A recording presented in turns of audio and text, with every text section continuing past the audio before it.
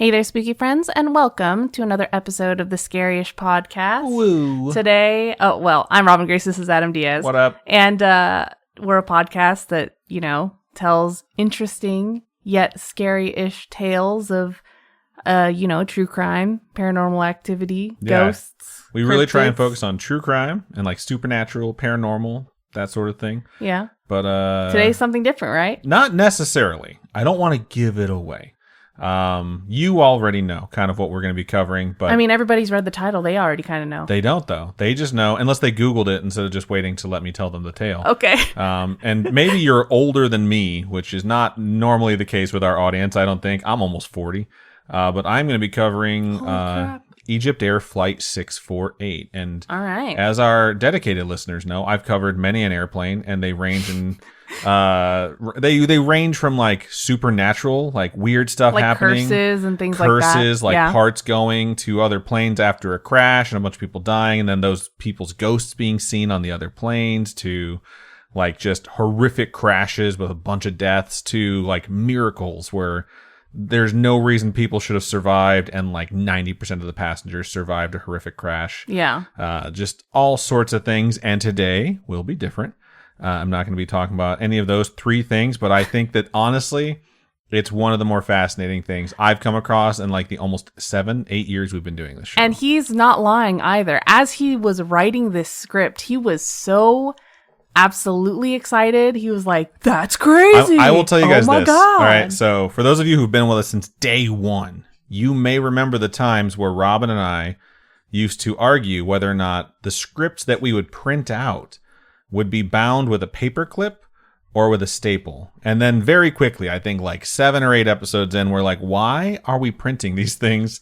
Let's just use our computer screens or a tablet and just read off of that. So that's what we've been doing. I think there's one person out there who has like a signed copy of some original script way back in the day. But today, because Robin is so bad about reading spoilers on my script on the screen directly in front of her and reacting to it before I've gotten to them, like when I'm telling my story, you'll just hear Robin be like, no way! And it's like, I haven't gotten to that part yet. Stop ruining it. I have printed my script to prevent Robin from spoiling it for herself, because this thing has a lot of twists and turns. So before we jump into it, the last time you guys heard us, we were being the spooky friend audience to Captain Fake Eye. Dr. Captain Fake Eye. And if you haven't listened to that episode yet, I think it's a great episode to listen to. Really good feedback from a lot of folks. So it was really fun to have her back on. But we're taking the reins back over. It's an Adam episode. We only got one topic. And I will say this, it's probably going to be kind of long. Yeah? Yeah. So all right. It's a great story, though. I don't think there's any lulls, so you don't have to worry about like any romance that didn't work, any extra characters in there that don't need to be in there. So it's pretty concise. There hasn't been a lot happening in our lives. Except for me starting a new job. I'm on day 3 as of right now. Things are going good. Nice. And then we have Comic-Con coming up. We're not doing like a huge San Diego Comic-Con. We did 5 days last year. This year we're doing I'm doing 2 days. She's doing 1 day. We're going to go watch Wrexham play this weekend. Yeah, we're going to go watch Wrexham play in person. They're on a West Coast tour of the United States. So that'll be fun. We'll let you know what happens there. But yeah, next week's episode, not sure when it's going to come out. I know this episode's a little bit delayed.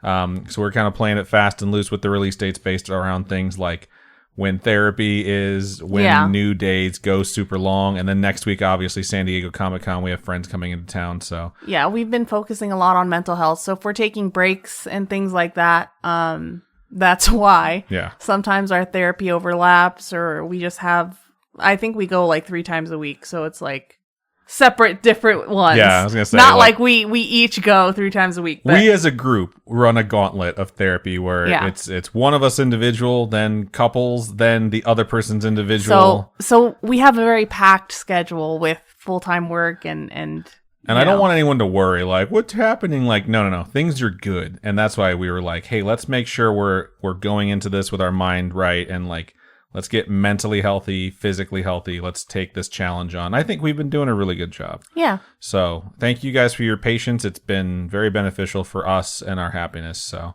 all that said, this week I really wanted to return to the skies. Like I could feel the urge. Because we're flying in just over 5 weeks. So like, why not have another harrowing tale of air travel to talk about? I tend to do that pretty often when we're going to take a trip or something.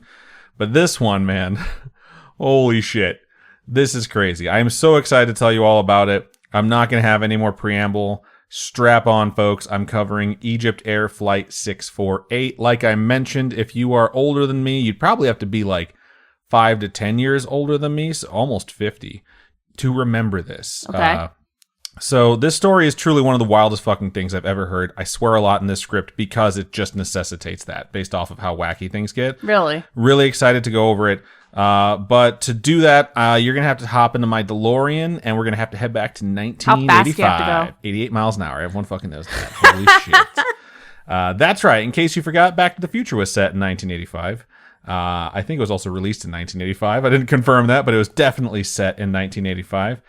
And you might be saying, what else happened in 1985? I haven't done my whole, y'all remember 1985 It's thing been in a while. And I'm not really doing that now because I didn't go over the normal statistics, but just off the top of my head, things from 1985. I was born. That's right, bitches. May 11th, 1985. Adam Diaz graces the world. You're welcome. So was our friend Garrett, friend of the show. May 6th, 1985. 5 days away. Adam's just like, let me tell everybody their Yeah. personal information. Our friend Joe, May Stop 9th. it! May 9th. Just saying. Lots of friends for a long time that are all born around the same time. My friend Lee, not a May baby. June 14th, 1985. Womp womp. Why are you just... Okay. Keep going. If you guys want their social security numbers, their credit cards, just send me an email. A bunch of my friends were born in 1985 was pretty awesome for a lot of reasons, besides Back to the Future, which I did mention. A lot of other stuff came out. Rambo 2, which was fucking awesome. Rocky 4, which was a return to greatness for the Rocky franchise. The Goonies, legendary fucking movie. And so many more.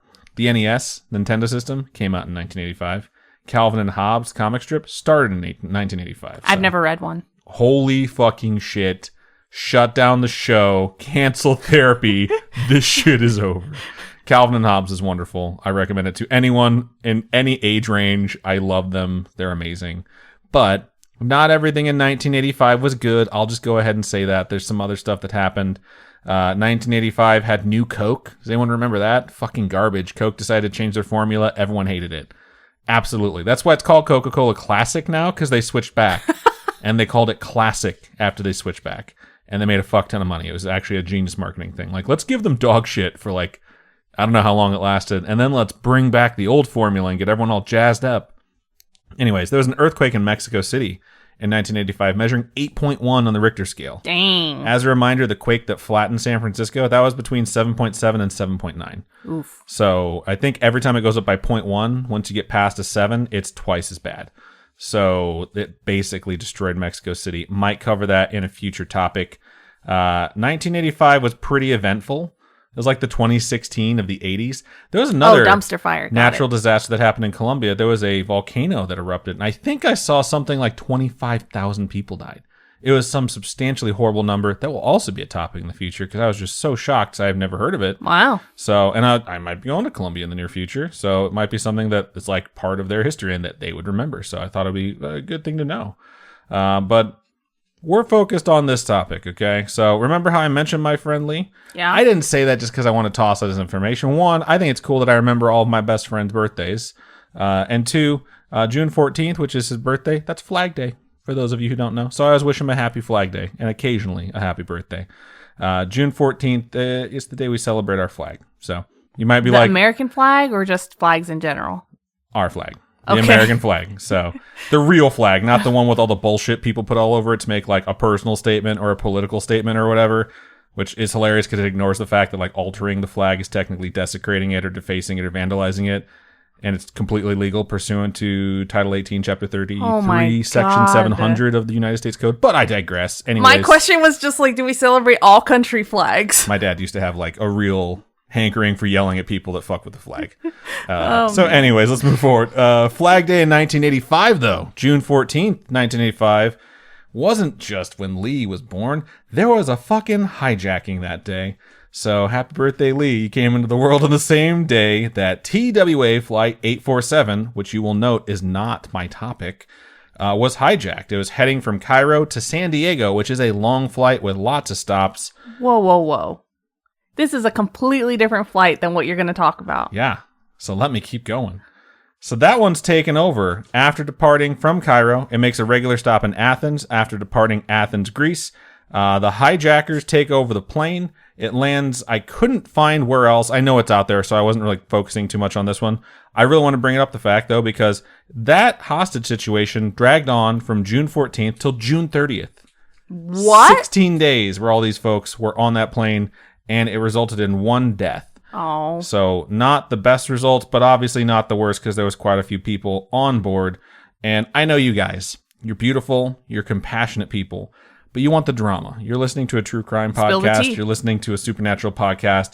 Your audio bloodlust must be satiated. So I'll just say that this happened on June 14th. And as of June 30th, the aftermath of this hostage situation was like affecting the world. People were just figuring out like, how could this happen? What sort of security can we put into place to prevent it? Why was this group specifically targeting, this airline? What could we do to prevent this in the future? So people were very nervous. And it must have been on the minds of every air traveler. Please don't let my plane get hijacked, Yeah. Must have been very nervous. And enough time goes by that I'm sure folks started thinking like, what are the odds of that happening again so soon? I would guess low, but I've been wrong before. And I would have been wrong then. But it's not really my fault because I was like 30 days old when this happened. So give me a fucking break. Okay. Like my biggest life accomplishments at that point were like eating, sleeping without dying, and shitting my pants successfully. So obviously I'm not going to be a good person at predicting when the next hostage taking was going to happen. We're going to jump ahead on the timeline though to November 23rd, 1985. 'Twas a Saturday. 'Twas a Saturday. And a pretty good one at that, until 8 p.m. local time in Athens, Greece. EgyptAir Flight 648 took off en route to Cairo, Egypt. So Okay. the opposite direction that the previous flight had been. It went from Cairo, landed in Athens, got hijacked. This one took off from Athens to head to Cairo. And yeah, that's kind of weird because that means that both of these planes that had incidents were leaving Athens, Greece. 10 minutes after takeoff. So like the plane's still going up, 3 individuals stood up and said, "Yo, dogs, we are Egyptian revolutionaries and we're taking this plane over.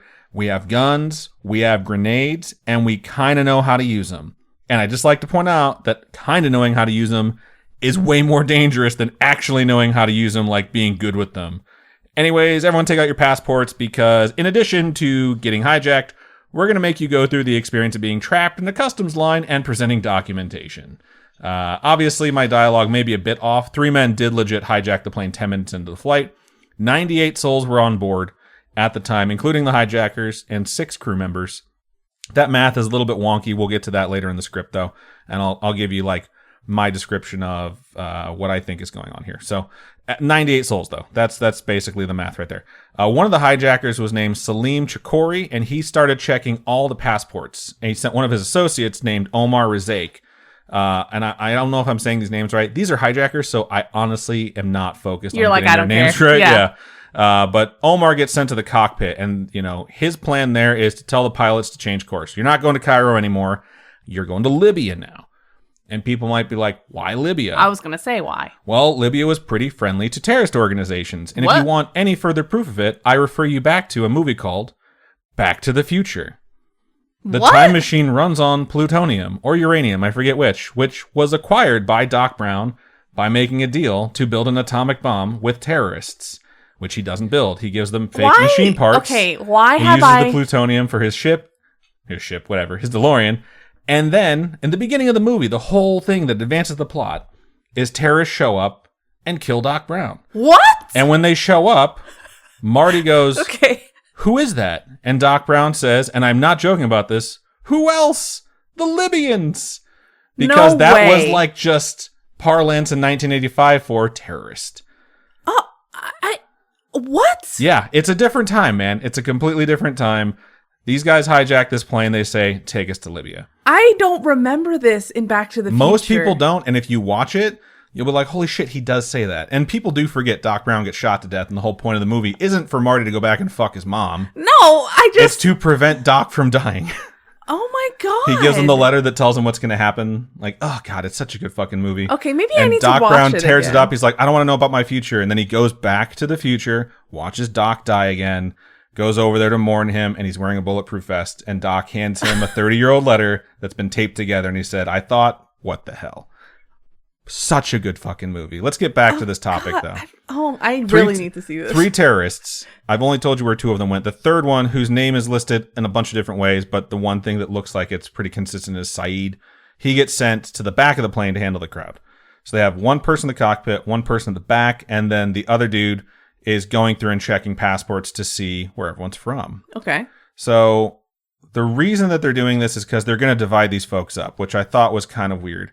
So as Salam is checking passports, one dude is pointing a camera at him, and he snatches that shit up, pulls the film out, smashes it on the floor, and then smashes the camera on the wall. Wow. So the aggression of the hijackers has now hit upset American celebrity status, which we all know is unstable at best. Okay. Salim was splitting the passengers up, so the Greek and Egyptian folks are being sent to the back of the plane, while any European, American, Australian, or Israeli passenger was being sent to the front of the plane. So obviously dividing these folks up in like whatever order they want to use them. And it became pretty apparent pretty quickly that the folks at the front of the plane were the hostage bargaining chips, basically. They're putting them there to keep them close. Okay. He continued checking passports. I imagine like snapping his fingers like rudely at people when he's ready to see the documentation, which is just like the shittiest thing that you can do to another person aside from hijack their plane.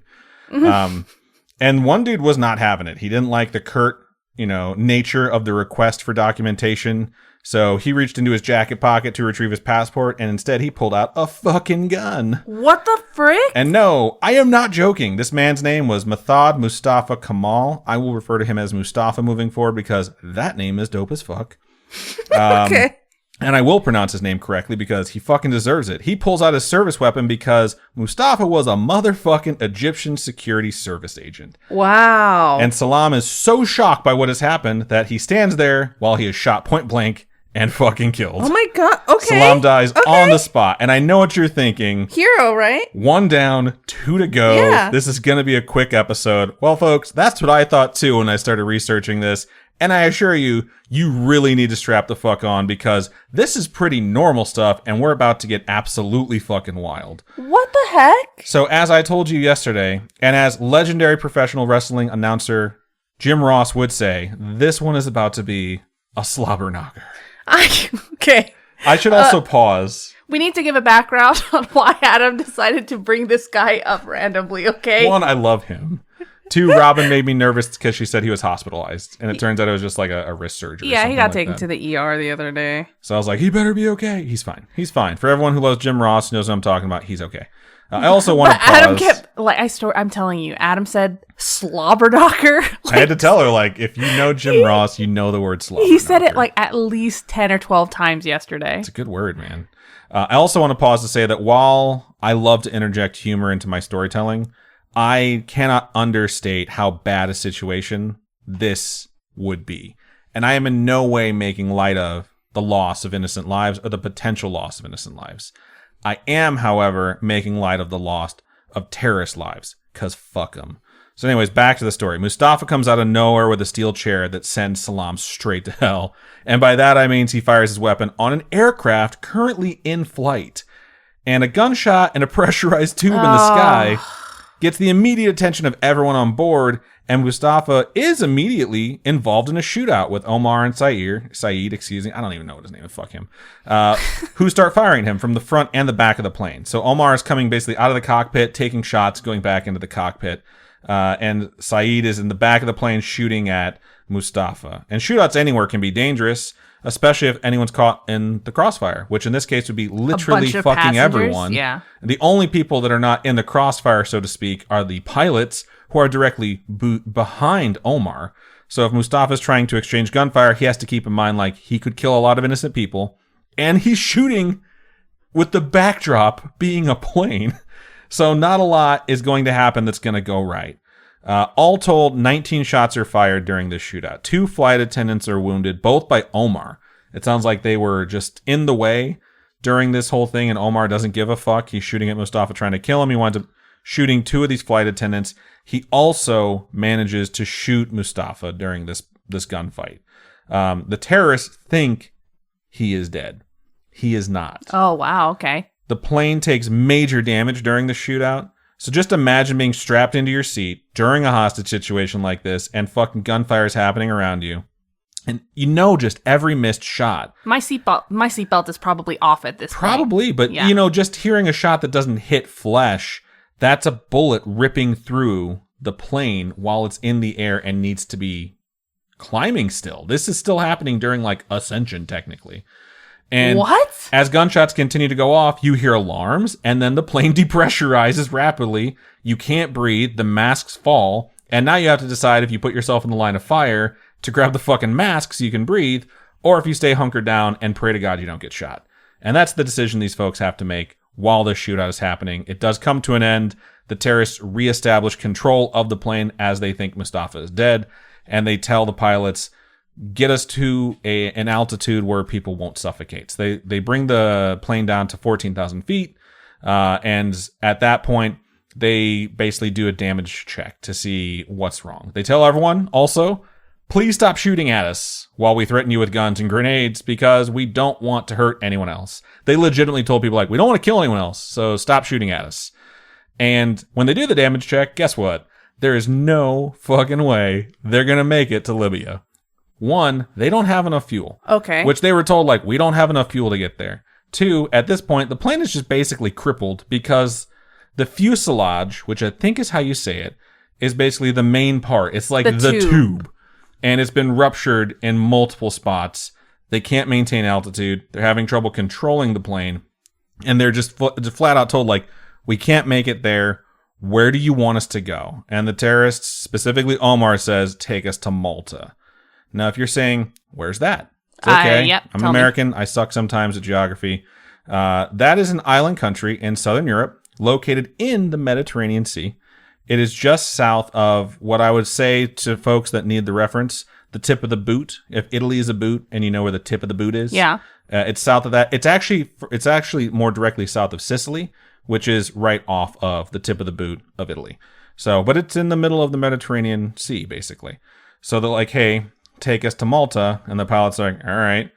So the pilots get on the radio and they say, hey, Malta airport places, this is flight 648 and you're not going to believe this. And they lay out the whole situation. They tell them about the hijacking, the shootout, airplanes crippled. You're telling me the people that have hijacked this plane let the pilots tell them we have been hijacked. Yeah, they want them to know, like, we're in control of this fucking plane and we're going to land and you're going to do what we tell you. Ah, okay. And the Malta officials say, wow, that shit is crazy. We totally believe you. We 100% understand.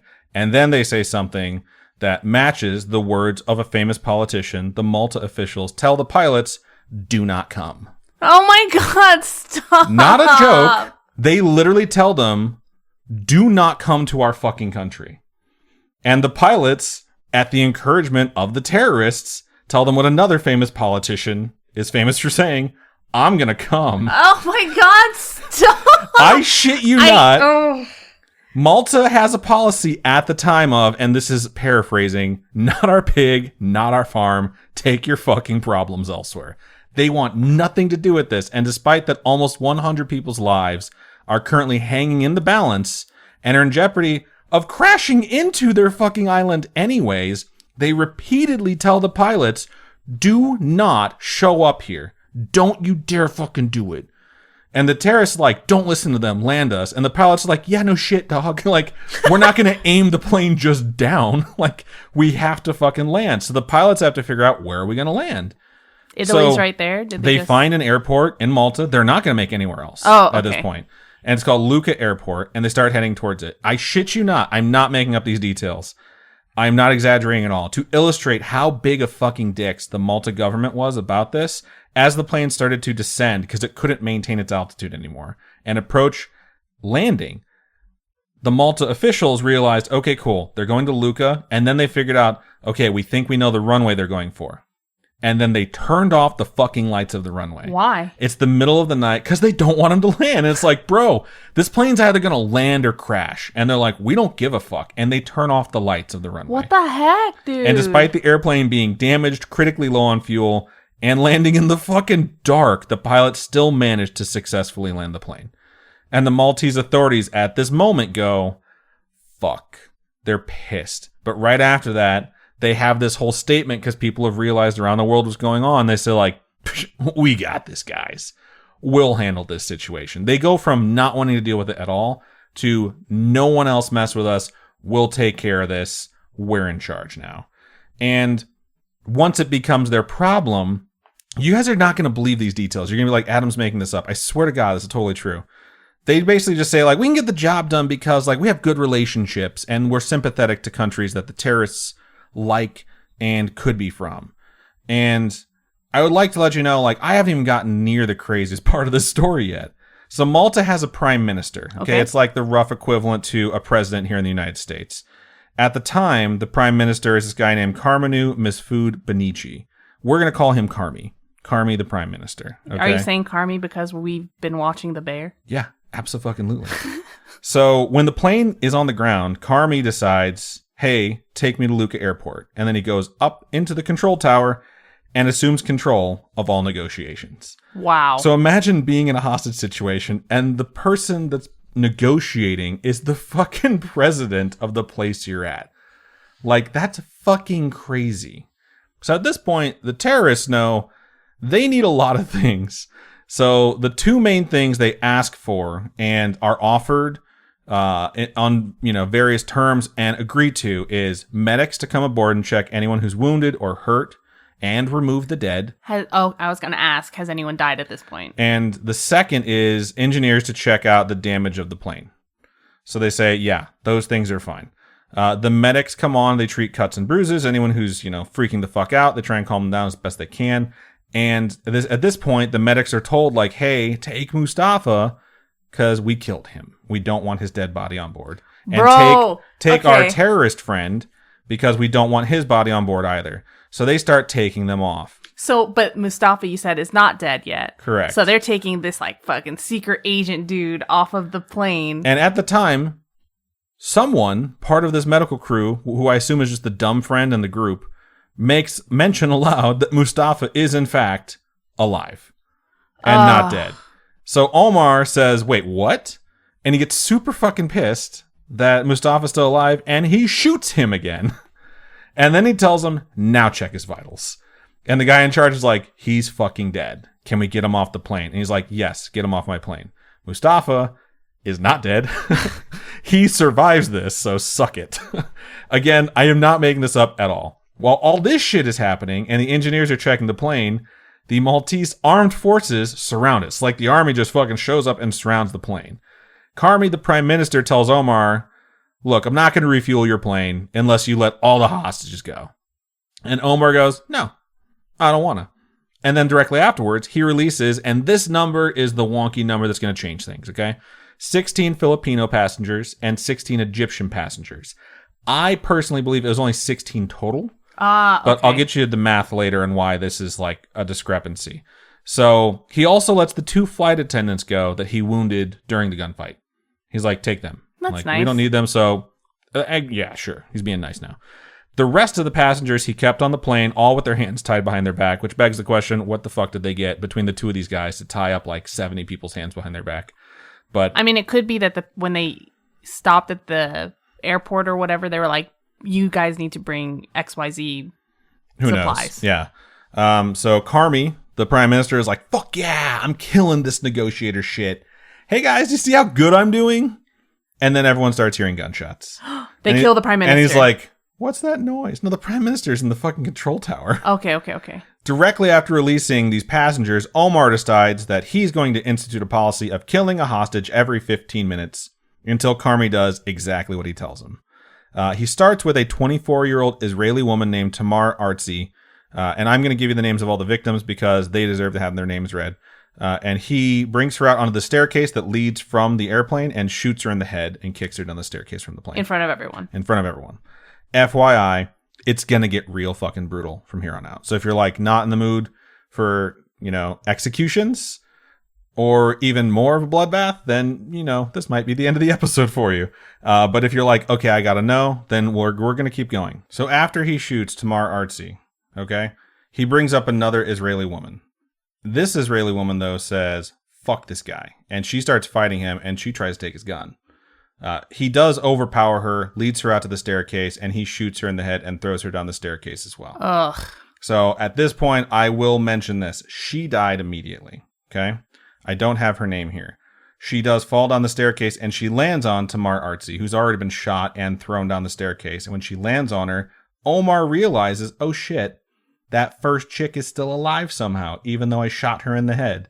Which she is. She's alive at the bottom of the stairs, just plain dead, because she wants to live.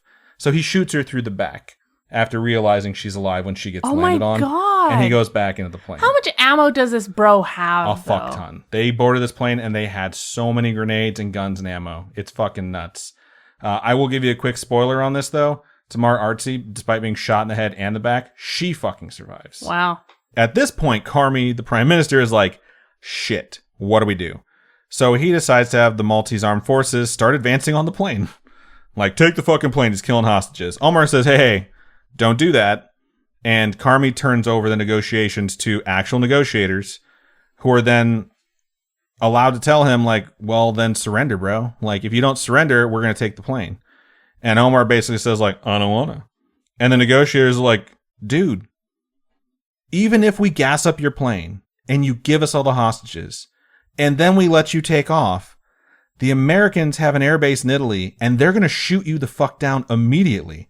So you already lost, so just give up. And then Omar says, like, now I'm really not going to give you the hostages. Like, why the fuck would I give them to you now? Like, at this point, the Maltese prime minister and these negotiators probably all looked at each other and it's like that butterfly meme.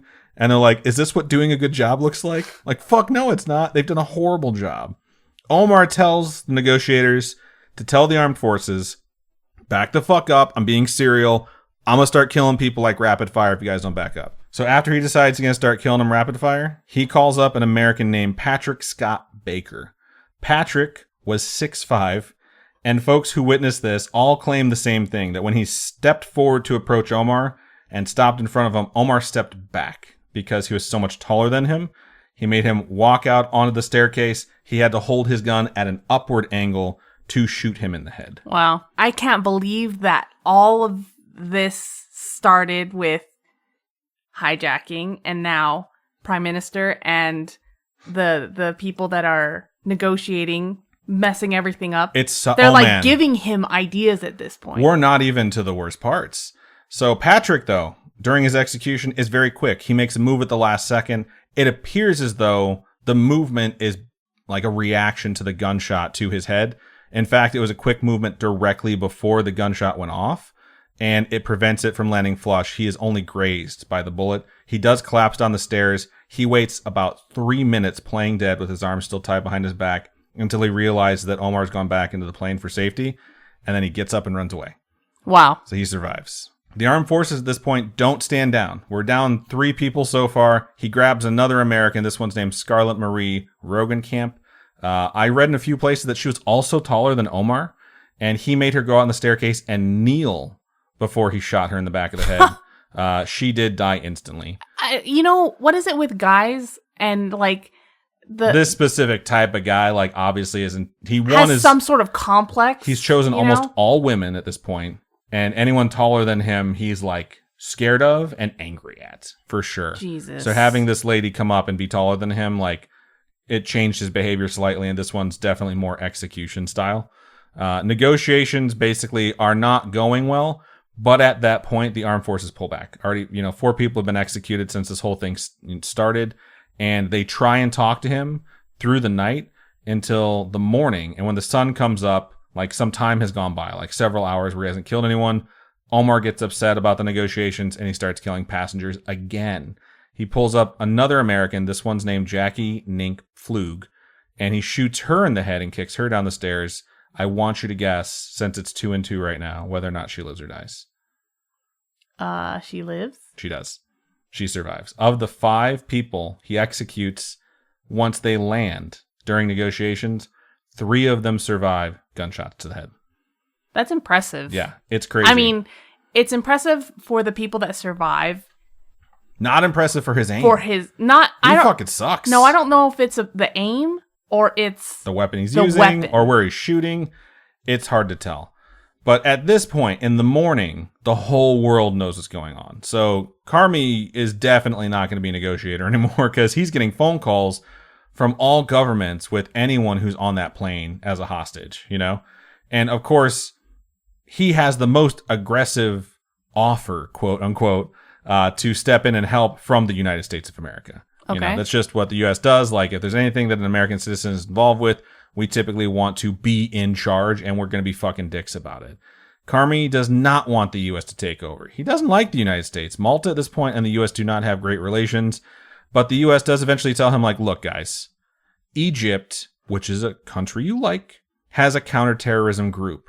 We trained them. We sent over our Delta Force guys and taught them everything they know, and we already talked to them. They're fucking ready to roll. So, since you don't want our help, and you do like Egypt, can you at least let these guys do the job? And Carmi's like, perfect. What could go wrong? And at this point, if there's like Morgan Freeman narrating, he says, lots could go wrong. So they bring these guys in. They're called Egyptian Unit 777. And Unit 777 lands like an hour later. Did they choose like the angel number? I'm sure. On purpose? 100%. Oh my gosh. They have 4 American officers who are with them because they're still like going through extensive and ongoing training on like how to be the best of the best, basically. And when they get there, Carmi and the negotiators are told by Unit 777, like, look, keep these guys talking. Try and get them to stop killing people by telling them that we're going to give them whatever they want while we figure out what we need to do. And despite knowing that they needed to move quickly, they decided they needed to do the right thing rather than do something fast, you know? Yeah. So they say, hey, this thing's going to drag out until the next morning. And those people are getting hungry. So eventually they're going to ask for food. And when they ask for food, tell them, sure, we'll send you guys what you want. Let them make as extensive of an order as possible for food. And we're going to send on as many people as we can dress as caterers from Unit 777. And the plan is to go in there, storm the plane, and what they're going to do is jam the door open. Because at this point, if he's not executing someone, he's closing and unlocking the door. Okay. So when they get let in, they're going to jam the door to get the rest of Unit 777 in there to like end this thing once and for all. This is 85. This really isn't that long ago. No, it's 39 years ago. And I just can't imagine, like, people saw this. We were watching this. This was on the news. Oh, yeah, for sure. So the morning of the 25th comes over. So it's been just over 24 hours at this point. And Omer says, hey, we're hungry. Send us food. The negotiators tell him, like, hey, we're going to bring that food up to you at insert whatever time here. I couldn't find exactly when this thing's about to go off.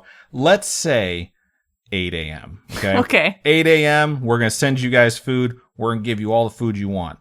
Now, what happens next is just the part where if this was a movie, I'd turn it off. Like, I would literally say, that would never happen. There's no fucking way. Okay. Absolutely what not. Happens? This movie is stupid. For reasons that I really can't find and I don't think have ever been disclosed. Unit 777 at 6:30 a.m., 90 minutes early, says, let's just fucking go. And they run their raid 90 minutes before they're supposed to. I don't think there's anyone dressed up in caterers' uniforms. They abandoned that fucking plan. They put plastic explosives on every passenger door and the luggage compartment doors to open the fucking plane up. One of those explosives is placed on a luggage compartment just below the plane's main body, below the fuselage. And they fucking blow them. And they fucking go. So before we move into the raid, we're going to freeze frame here and say, how much explosives were used? Well, the universal answer is way too fucking much. I am assuming something blows up here. Something on the plane blows. What winds up happening is they use 2 kilos of Semtex to open this fucking plane up, which was way too goddamn much. And that compartment under the fuselage where all the people are basically catches fire, and the internal plastics of the plane start smoldering and just spewing fumes into the actual plane. Oh my god. So now everyone on the plane is suffocating. So now, aside from the fact that they're going to breach, there's just a smoke-filled cabin that they're going to go in there and try and rescue everyone. They storm the plane. They have a huge fucking firefight with 2 terrorists. Dude. They kill from gunfire 5 of the hostages. Oh my god! While I'm sure shouting something like, "We're saving you!" Da, da, da, da, da, da, da. And no! The sound effects, I can't! now the blame game gets played after this whole thing, but I'm not done with the raid. I'm just pausing every now and then to take you out and tell you that. So that plastic that caught fire, the Maltese government and Unit 777 and the Egyptian government state that it was not their 2 kilos of Semtex that caused this problem. It was the fact that they just didn't happen to kill the terrorists fast enough, who, like I mentioned multiple times, had grenades. Oh my god. And they're like, well, we fucking brought them, so we're gonna fucking use them. And they start chucking grenades into this plane left and right. Dude, okay. That plane is not that big. No, it's not. It's not a big plane. It's not a big plane. Saeed winds up dying in the gunfight. No one from Unit 777 is killed. One of the commandos does have his leg blown off. Bro! Almost certainly from grenade. Although I saw a couple of places on the internet which just seem like they hate these guys that state he lost it in the Semtex explosion, which I don't believe, to be honest with you. I have played a lot of Call of Duty. I hate you so much. I've played a lot of Call of Duty and the airport map. Yeah, I get it. I wasn't even thinking of the airport map. But no, grenades, they don't have to be very close to you to blow your limbs off. Yeah, and that's just like a confined area where shrapnel is one of the most dangerous things, not just the concussive blast from a grenade. Jesus. It's just, there's no way this plan was better than sneak on board, you know? Yeah. Like an all-out assault against 2 hostage takers. What they should have done, dressed up as the people delivering the food, have all your freaking ammo and guns and whatever hiding under the little cart that you're delivering the food with. Like, we watched a lot of movies. I will defer you to a documentary called True Lies. And I just want to say Fast Faisal takes out like 5 different terrorists with a single gun hidden inside a camcorder as he's dressed up as the camera guy. True Lies is obviously not a fucking work of... It's not a fucking documentary. It's an amazing... It's great. Arnold Schwarzenegger. I'm going to keep going because I'm not done yet. This still has so many crazy twists and turns to go through. Saeed dies, okay? 2 more crew members are killed as well. So 5 passengers, 2 crew are killed in the raid. Meaning they killed 1 terrorist. They killed 7 people that were innocent on board. At this point, the entire plane is dead. Oh, dude. Okay, here's the thing. It states that on all these places on the internet, when they do the raid, there's still 87 passengers on board. And that is very, very wrong, you know? Because, like, let's say 98 people were on board to start, and that includes a crew of 6, okay? So if we're talking about just passengers, because they say passengers a lot, then it'll be 92 passengers, 3 of whom were terrorists. So if they're talking about hostages... And that's 89. That means 89. So if they're saying 87 are still aboard, when 5 have been executed... And they let off 32, 16 and 16 of the Philippines and the Egyptians. None of those numbers add up. That would mean there's only 51 left. And I'll tell you why I know that number is not right. Because when that fire started and poured fumes into the aircraft during the incursion by Unit 777, 54 hostages, including multiple pregnant women and children, died via suffocation. Oh my God. 54 died. Then there's the 5 that they shot. Then there's the 2 crew members they shot. 2 hijackers were also killed, which brings the total of people dead to 60. 60 of 98, supposedly. I will also point out that I checked the accident database for all air disasters, which is official numbers.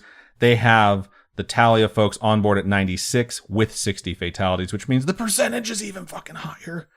So the weirdness here, the discrepancy in numbers, I'm pretty sure comes from how many people they let off from the Philippines and Egypt. I think they let off 16 total. 8 and 8, or a different variation of like a division of the number 16. But what is known for sure is 60 fucking people died. Only 2 of them were terrorists. And you're probably wondering, Adam, you said there were 3 terrorists. I remember someone named Omar. What happened to him? Well, during the raid, he came out of the cockpit and went fucking grenade crazy. And while he's chucking these fucking grenades, he gets shot in the chest. A soldier sees this happening and puts him down. He collapses. Soldier goes on. There's only 1 other terrorist. I don't know why he didn't secure him or why no other soldiers around there didn't secure him, but he's left alone. And he's not fucking dead. So he takes off all the ammo and all the guns and just just discards them, gets them, away from him. And then he sneaks in with all the dead bodies. Shut up. He's just like, well, they aren't going to recognize me. He's been wearing a mask this whole time. Didn't mention that. Should probably mention he was wearing a mask this entire time. He just fucking takes his mask off. Takes off all his guns, all his ammo, all his grenades. Crawls in with the dead bodies, which is really hard to see because it's filled with fucking fumes on this plane. And the soldiers, eventually, when they're like, oh, all clear, they don't know where he went. They go fucking apeshit. They're like, where did he go? How could he have gotten away? And they start searching everything. And the next thing they do when they start searching is they tell the medics, go get all the survivors. They're dying. They're suffocating in there. Get them out of here. So they do. They go on there, and all the survivors and Omar are transported to St. Luke's General Hospital in Malta. Someone during the search eventually realizes the only fucking way he got out of here is by leaving with the wounded. So Unit 777 says, let's go, boys. They go to St. Luke's. This is not a joke. This is not exaggeration. They shut down the hospital.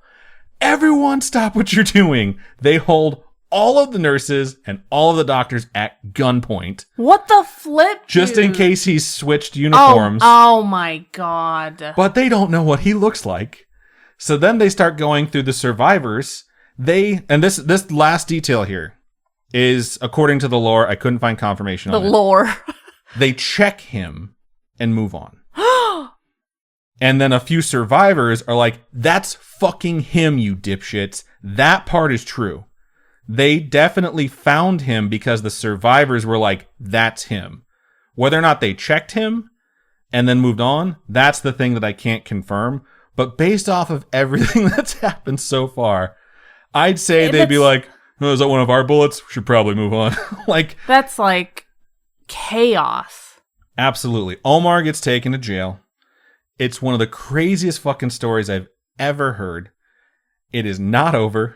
It's not over? How is it not over? So survivors of this thing receive substantial media attention, which, many of them don't want. They just want to move on with their lives. Some of them lean into it, and, why the fuck not? You survive one of the craziest fucking things that's ever happened.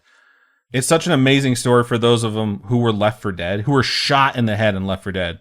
One of them winds up, becoming a motivational speaker. It looks like I've seen her in a bunch of stuff. She's still alive. But that's not where the twists and turns come from. The twists and turns come from the fact that Malta is still involved. And Malta, at the time, is like, all right, we're going to take care of this. Our court system's going to handle Omar. No. Their country has absolutely no anti-terrorism legislation, and they have to try him for various other charges. They do eventually give him a 25-year sentence. And they're like, is everyone happy? Okay, cool.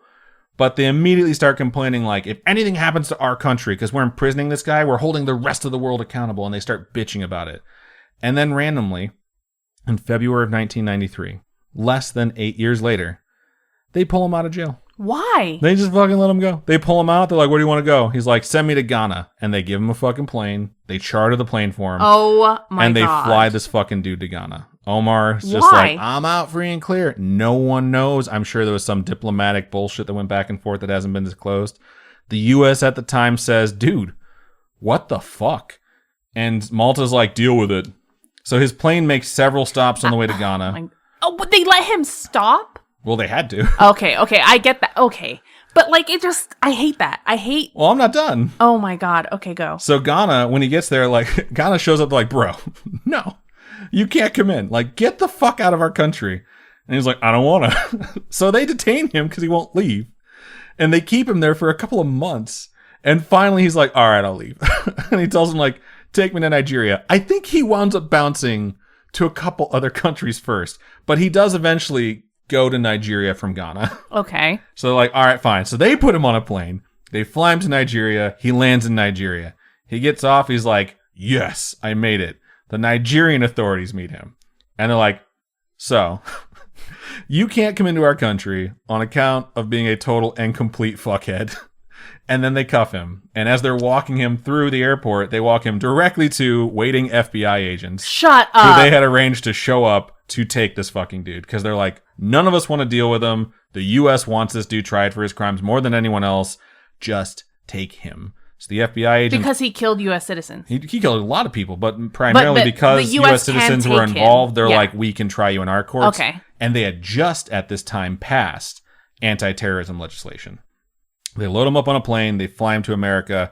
He's found guilty of various terrorism charges and sentenced to life imprisonment without parole. And to wrap this up... Is he dead? On an even scarier note. Oh, God, no. That sentencing took place in October of 1996. The life sentence he was assigned is technically only 30 years. So that means that his sentence is up in just over 2 years. I think it's 26 months. How old would he be, though? He is currently still alive, and at this moment, he is only 61 years old. Oh, my God. And he's that, younger than our parents. Right? My spooky friends is the story of the hijacking of EgyptAir Flight 648. That is nuts, dude. I was going through this topic like, this can't be fucking real. This is some of the wildest shit I've ever read. And if it was in a movie, I'd be like, this movie is so stupid because this shit would never happen. When I read the commandos just decided 90 minutes before plan to just storm the fucking plane and cause the death of like 60% of the hostages that were left alive. It's just bad all around. It was, and like, there's just pages upon pages of the aftermath and the fallout and the finger pointing and the blame game. And eventually Malta basically says like, this is why we didn't want them to land here. And it's like, because you guys are fucking idiots and you guys weren't going to be able to take care of it, then why didn't you let someone else take care of it to begin with? It wound up in the U.S. courts anyways, because everyone was like, we don't want to deal with this. We don't want to get fucking blamed for it. We don't want the terrorists to target our country because we were in some way, shape, or form involved, you know? Yeah. But when it came down to it, they didn't want anyone else dealing with it. They thought they could handle it. And it just got so much worse. And it's like it didn't fucking stop. The whole saga of him making it to the hospital has like, that whole thing has like a book written about it. Like how he got out, how some of the hostages were like, that's fucking him. Like they're in a van on the way to the hospital and they're like, that's him. But I know if I tell anyone, he'll fucking kill me. I've already watched him kill people. So they just kept their mouths shut for as long as, I shouldn't say as long as they could, as long as they had to. Until they finally were able to be like, that's him. That's fucking him. Like, how the fuck did you guys let him get away?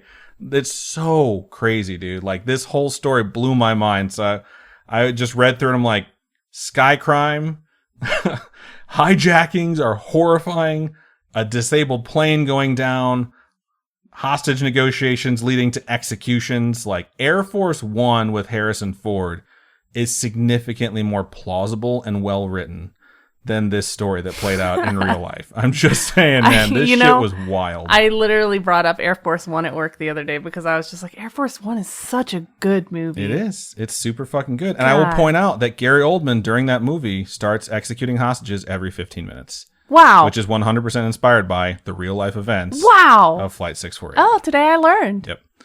So, hope you enjoyed that wild tale of batshit craziness. Enjoyed it. It was crazy and chaos. Yeah, 100%. From start to finish, the whole thing. And the fact that this guy gets out of prison in 2 years. I'm not planning any trips in 2 years. That's all I'm saying. It could be that they decide like, no, we're going to keep Charge him with something else. Yeah. I don't know if they can. That's the other thing. The Maltese government, they objected to us trying him. Because they're like, that's double jeopardy. You can't do that. And the U.S. government... we're a different country. Janet Reno, specifically, I'll say by name because there's a bunch of shit about her. She was like, 1, it's not double jeopardy because it's our country. And 2, we're charging it with terrorism charges, which you guys don't have, so eat a dick. And so she literally was like, eat a dick. Eat a dick. And Maltese was just like, that's rude. Like, it frayed relationships between the two countries for like a decade, basically. Wow, okay. So it's just wild and crazy stuff. So hope you folks enjoyed that. Thanks for that. You're welcome.